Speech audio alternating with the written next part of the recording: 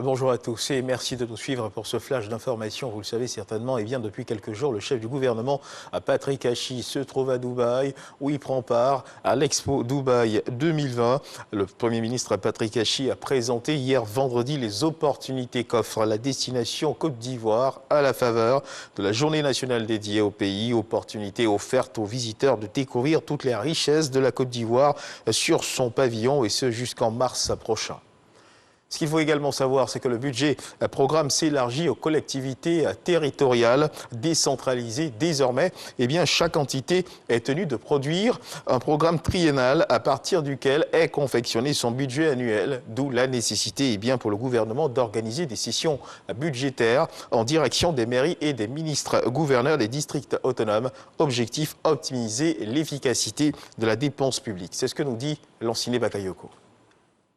Pour les années 2022, 2023 et 2024, le ministère de l'Intérieur et de la Sécurité a décidé d'organiser 2 conférences budgétaires à l'endroit des collectivités territoriales et des districts autonomes. L'une pour examiner les programmes triennaux et l'autre les budgets primitifs. Ce projet, porté par la Direction générale de la décentralisation et du développement local, vise à faire approuver les documents budgétaires au plus tard le 31 décembre prochain.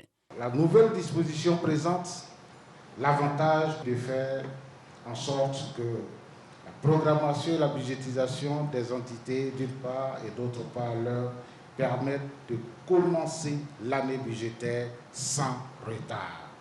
Respecter le calendrier de programmation et de budgétisation, mais surtout sortir de la logique de moyens au profit de la logique de résultats. Une véritable stratégie de gestion prévisionnelle qui suppose une projection des engagements au niveau des collectivités territoriales.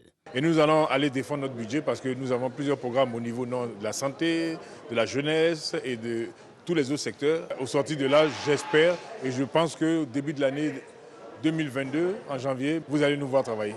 Cette opération de normalisation du processus budgétaire des collectivités territoriales intègre la démarche globale de performance. Démarche mise en place par le gouvernement du président Alassane Ouattara en vue d'améliorer l'efficacité des politiques publiques.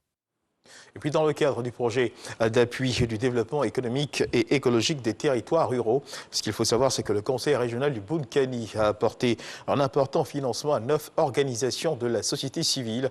On en sait plus avec Herman Yamia. 9 organisations de la société civile de la région du Bounkhani viennent de recevoir des chèques d'une valeur de 50 millions de francs CFA. Elles ont été retenues sur la base d'un appel à manifestation d'intérêt dans le cadre du projet d'appui et de développement économique et écologique des territoires ruraux et côtiers. À travers cette action, le Conseil régional du Bounkhani veut mettre en place des sociétés civiles fortes à même de répondre aux aspirations de la région et des populations.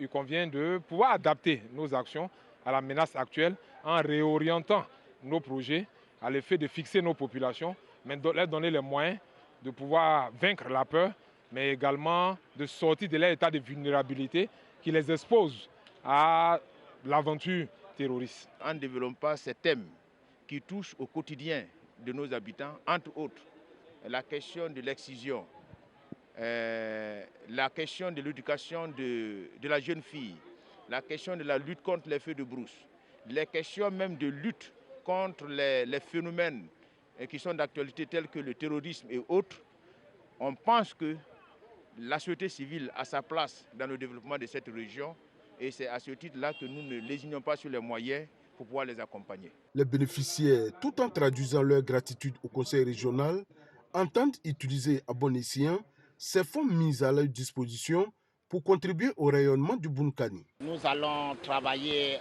dans les villages les plus reculés. Nous rappelons que nous sommes dans une zone rouge où la zone de Teini est une zone à risque, mais il y a encore des ONG, il y a des associations qui, avec un peu de moyens, feront l'effort. Cette cérémonie de remise des chèques a eu lieu au cours de la 3e session ordinaire du Conseil régional du Bounkhani. Une session au cours de laquelle le budget primitif du Conseil régional a été adopté. Il s'équilibre en recettes et en dépenses à la somme d'1 979 600 000 francs CFA. Dans l'actualité internationale au chapitre de la lutte contre le coronavirus, une équipe de scientifiques sud-africains a annoncé depuis jeudi dernier avoir détecté un nouveau variant du Covid-19, provoquant moult réactions dans le monde. Baptisé Omicron par l'Organisation mondiale de la santé et considéré comme source d'inquiétude.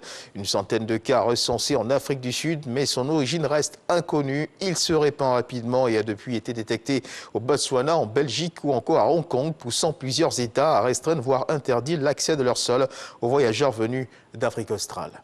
C'est la fin de ce flash d'information. Merci de nous avoir suivis. Je vous donne rendez-vous à 13h pour le journal.